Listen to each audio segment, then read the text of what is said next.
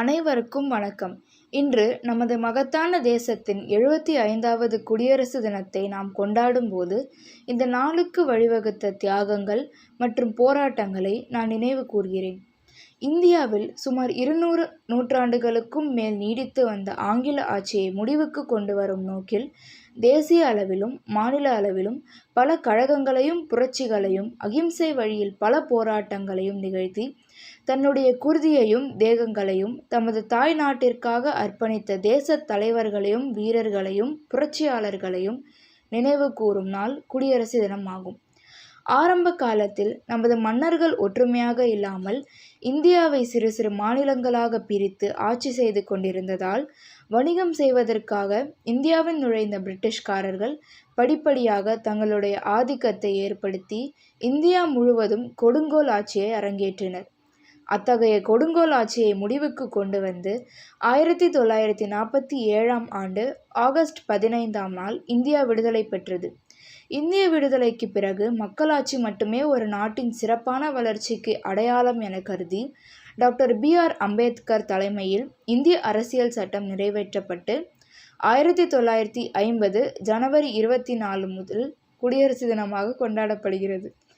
மேலும் அத்திருநாளில் தமது தாய் நாட்டினை அந்நியர்களின் பிடியிலிருந்து காப்பாற்றி பாரத மண்ணில் ஒவ்வொரு மனிதனும் சுதந்திர காற்றை சுவாசிக்க பாடுபட்ட தியாகிகளை நினைவு கூறும் வகையில் விடுமுறை அளிக்கப்பட்டு நாடெங்கும் அனைத்து பள்ளிகளிலும் கல்லூரிகளிலும் அலுவலகங்களிலும் தேசிய கீதம் பாடி கொடியேற்றி இனிப்புகள் வழங்கி கொண்டாடப்பட்டு வருகிறது. அத்தகைய சிறப்புமிக்க திருநாளான குடியரசு தினம் என்றால் என்ன, அதை கொண்டாடப்படுவதற்கான முதற் காரணம் என்ன என்பதை விரிவாக காண்போம். ஆங்கிலேயரின் ஆட்சி. ஐரோப்பாவை சேர்ந்த போர்ச்சுகீசிய மாலுமியான வாஸ்கோ ட காமா என்பவர் கடல் வழி பயணமாக 1948ஆம் ஆண்டு இந்தியாவை கண்டறிந்தார். அதன் பிறகு இந்தியாவின் வளமையை கண்ட ஐரோப்பியர்கள் வணிகம் செய்யும் நோக்கத்துடன் இந்தியாவில் குடியேறினர். அதன் அடிப்படையில் போர்ச்சுகீசியர்கள் முதலாக இந்தியாவின் கடலோர பகுதிகளான கோவா, டியூ, டாமன் மற்றும் பாம்பே போன்ற இடங்களில் தங்களது வணிக முகாம்களை அமைத்தனர். இவர்களை தொடர்ந்து டச்சுக்காரர்கள், பிரிட்டிஷ்காரர்கள், பிரெஞ்சுக்காரர்களும் என இந்தியாவில் வணிக முகாம்களை ஏற்படுத்தி கொண்டு வாணிபத்தில் ஈடுபட்டனர். இந்தியாவில் குடியேறிய அனைத்து ஐரோப்பியர்களும் வணிகத்தை மட்டுமே நோக்கமாக கொண்டு செயல்பட்டாலும் பிரிட்டிஷ்காரர்கள் மட்டும் ஆங்கில கிழக்கிந்திய கம்பெனி என்ற ஒன்றை நிறுவி நிரந்தரமாக வணிகத்தில் ஈடுபட்டனர். நாளடைவில் இந்திய மன்னர்களிடம் இருந்த ஒற்றுமை இன்மையை நன்றாக பயன்படுத்தி படிப்படியாக தங்களுடைய ஆதிக்கத்தை விரிவுபடுத்தி இந்தியாவை முழுமையாக தன்னுடைய ஆதிக்கத்தின் கீழ் கொண்டு வந்தார்கள்.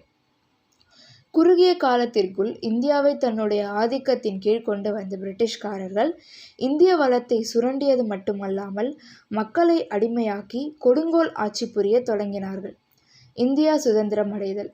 ஆங்கிலேயர்களின் அடக்குமுறையால் கண்டு வெகுண்ட மக்கள் நாளுக்கு நாள் போராட்டங்கள், கழகங்கள், புரட்சிகள் என தொடங்கி பிரிட்டிஷ்காரர்களை இந்தியாவை விட்டே விரட்ட எண்ணினர்.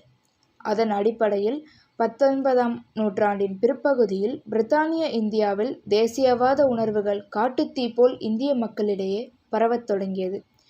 இந்திய தேசிய காங்கிரஸ் கட்சி எனும் அமைப்பில் ஒன்றிணைந்த இந்திய மக்கள் மிண்டோ மார்லி சீர்திருத்தம், மாண்டேகு செமஸ் போர்டு சீர்திருத்தம், காங்கிரஸ் ஒத்துழையாமை இயக்கம், சட்ட மறுப்பு இயக்கம், சைமன் கமிஷனுக்கு எதிர்ப்பு, வெள்ளையனே வெளியேறு இயக்கம், உப்பு சத்தியாகிரகம் என பல போராட்டங்களை ஆங்கில ஆட்சிக்கு எதிராக அரங்கேற்றினர். இறுதியில் 1947ஆம் ஆண்டு ஆகஸ்ட் 15ஆம் நாள் விடுதலை இந்தியா என்ற புதிய பாரதம் உதயமானது. இந்திய குடியரசு தினம் கொண்டாடப்படுவதற்கான காரணம். 1929ஆம் ஆண்டு டிசம்பர் மாதம் லாகூரில் கூடிய அகில இந்திய காங்கிரஸ் மாநாட்டில் அனைத்து தலைவர்களாலும் பூரண சுயராஜ்யம், முழுமையான சுதந்திரம் என்பதே நமது நாட்டின் உடனடியான லட்சியம் என்ற தீர்மானம் நிறைவேற்றப்பட்டது.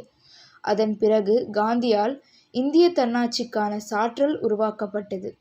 அதன் அடிப்படையில் 1930ஆம் ஆண்டு ஜனவரி 26ஆம் நாள் முதற்கட்டமாக சுதந்திர நாளாக கொண்டாடப்பட வேண்டும் என கேட்டுக்கொள்ளப்பட்டது. இந்திய குடியரசு தினம் 1946ஆம் ஆண்டு டிசம்பர் மாதம் 9ஆம் நாள் காங்கிரஸ் கட்சியால் இந்திய அரசியல் நிர்ணய சபை கூட்டப்பட்டு அதன் தற்காலிக தலைவராக சச்சிதானந்த சின்ஹா என்பவரை நியமித்தது. ஆகஸ்ட் 15, 1947 இந்திய விடுதலைக்கு பிறகு இந்திய அரசியல் நிர்ணய சபை தலைவராக டாக்டர் ராஜேந்திர பிரசாத் நியமிக்கப்பட்டார். அவரே விடுதலை இந்தியாவின் முதல் குடியரசுத் தலைவராகவும் பொறுப்பேற்றார்.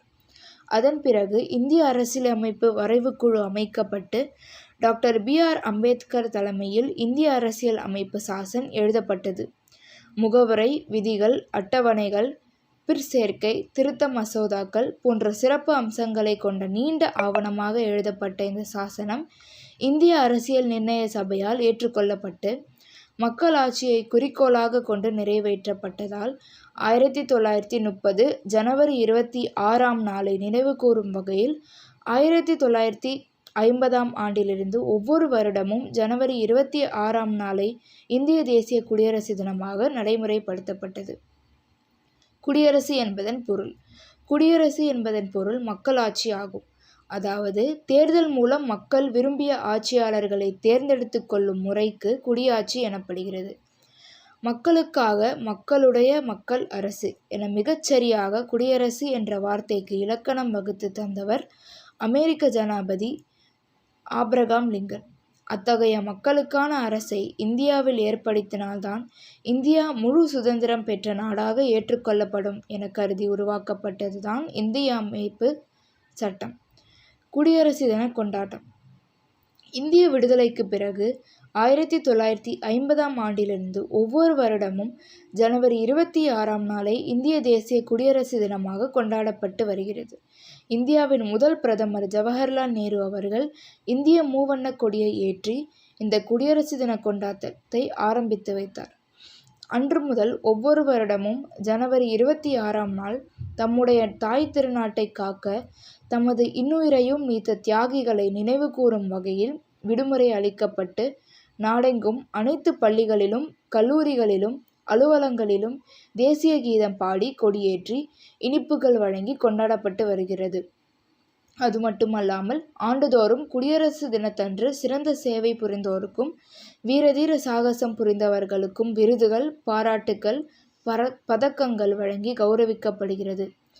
சுதந்திரம் பெற்ற பிறகு சுதந்திர இந்தியாவின் முதல் பிரதமர் என்ற சிறப்பு பெற்ற ஜவஹர்லால் நேரு அவர்களின் முன்னிலையில் முதல் குடியரசு தின அணிவகுப்பு நடைபெற்றது.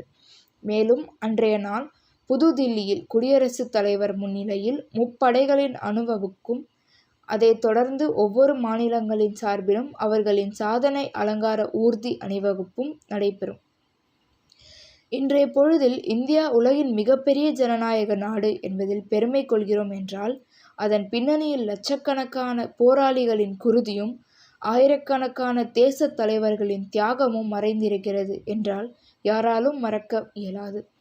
சுமார் 100 கோடிக்கும் மேல் மக்கள் தொகையை கொண்ட நாடாக இருந்தாலும் சாதி, மதம், மொழி என பல வேறுபாடுகள் இருந்தாலும் அனைவரும் இந்தியர் என்பதில் பெருமை கொள்வோம். வாழ்க பாரதம். ஜெய்ஹிந்த்.